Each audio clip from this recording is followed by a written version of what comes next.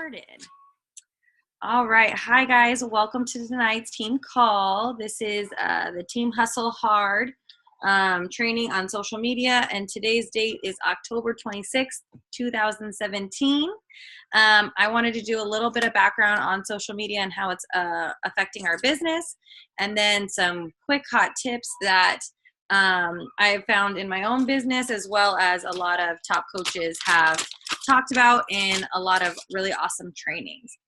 So when we're talking about social media, we're talking about most commonly used social medias as Facebook, a Facebook like page or business page, Instagram, which might also include Instagram stories, Snapchat, Twitter, all of that stuff.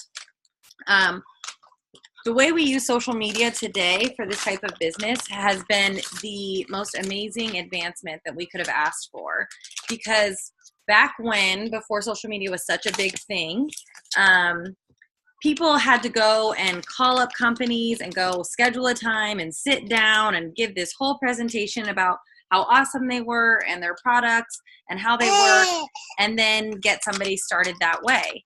Now, with social media, we're able to share on a more constant daily basis,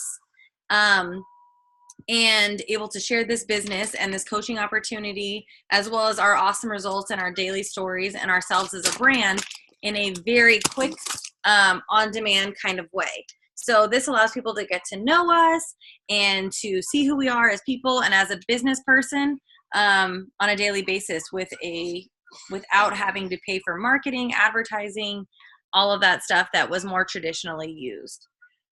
So some key things about social media, especially in a business like ours, because there is such a overwhelming amount sometimes of multi-level marketing companies or products for sale on the internet now. People tend to be like, don't show me your products, I don't want to know, and very like anti that mentality, because it does become overwhelming. So we're in the business of building relationships and telling our story rather than selling. So one of my favorite quotes is, facts tell, but stories sell. And the reason why this is so crucial is because, anyone can post a stock photo and a fact about a product, and you're likely going to read it, and that's going to be the last time you ever even think about that. But if you read a story about someone, how this product or this group or this person changed your life, that may more resonate with you in your heart, to where you're more likely to feel like that investment. Some research that I was reading about recently says that 80% of people purchase something or invest in something based on word of mouth or a friend told them. So not based on facts, not based on the research, not based on anything like that, but rather that their best friend or someone that they respect told them about this awesome thing, and therefore they decided to give it a try. For example, I am all about the nail salon. That is like my go-to, my favorite. Danae, I know you know what I'm talking about. Wes, you know what I'm talking about with the nail salon. When I find the nail salon in town, that if someone asks me like, hey, oh my God, I think I'm gonna go get my nails done. Have you tried this nail place on blah, blah, blah, blah, blah? They're so great. Like, I am totally that person. We all are those people. We tend to respect more what someone tells us because they're a trusted person, rather than some infomercial or something that we see on a commercial or even on an ad.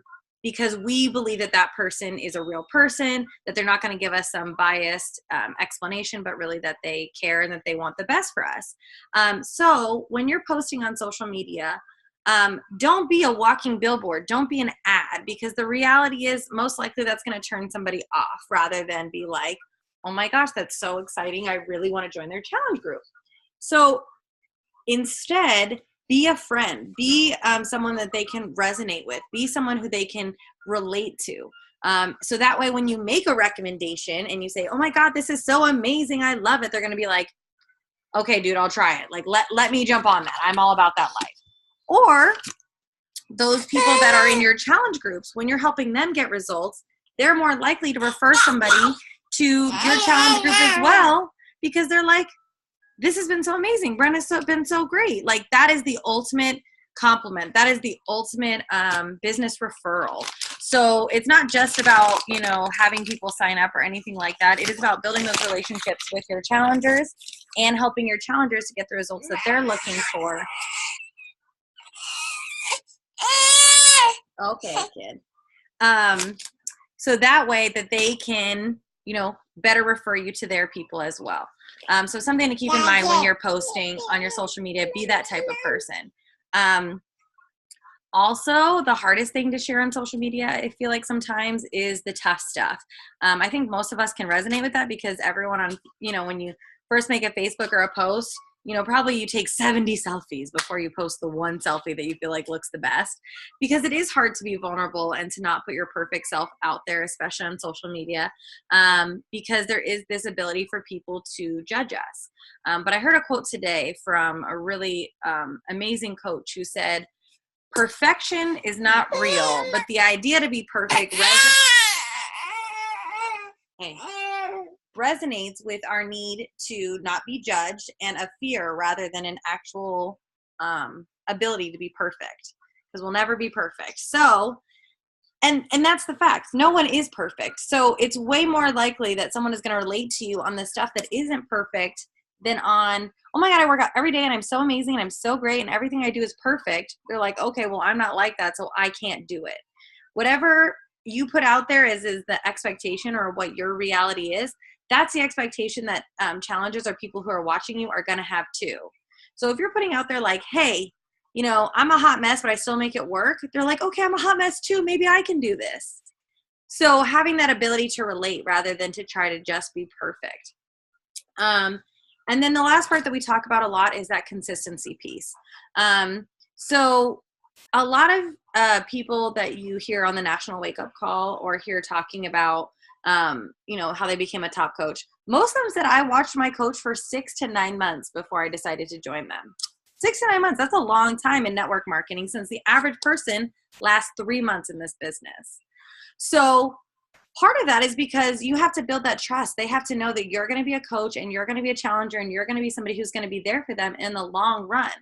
We're asking people to change their lifestyle, and that's a scary thing to do. So if someone's going to do that, they need to trust you that you're the real deal. You're not just there on a whim because you want to make a couple extra dollars for the holidays, and then as soon as the new year comes around, you're over it or whatever. So same thing with your posting. If you just post randomly here and there about your life, and the only time you post is like, hey, I have a challenge group, or hey, you want to purchase this new challenge pack or whatever, people are going to be like, first of all, I don't even know you, so no. Second of all you ever do is try to, like, you know, it's all about the sale for you. It's not about getting to know me or us as people or anything like that. So being